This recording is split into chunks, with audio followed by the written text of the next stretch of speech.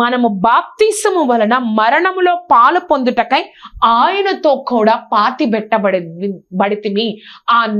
ఆ పాత స్వభావం అంతా గతించిపోయి మనలో దేవుడు నూతన స్వభావాన్ని చేస్తాడు, నూతన స్వభావాన్ని అనుగ్రహిస్తాడు. ఇంకింతే నీ జీవితం అయిపోయింది, ఇంకింతే నువ్వు ఇలానే ఉండిపోతావు, ఇంకా నీకు ఆ యొక్క తలంతులు ఉండవు, ఆ యొక్క జ్ఞానం ఉండదు, ఆ యొక్క దేవుడు పెట్టిన ఏదైతే ఆత్మల భారం, ఏదైతే ఆ యొక్క నీతి నీలో ఉండదు అని అనుకుంటున్నావేమో. కానీ ఏదైతే దేవుడు నీలో పునరుద్ధాన శక్తిని నీలో ఉంచారో ఆ పునరుద్ధాన శక్తి నీలో నాలో ఏం చేస్తుందో తెలుసా? మనకి మరలా నూతన జీవితాన్ని అనుగ్రహిస్తుంది.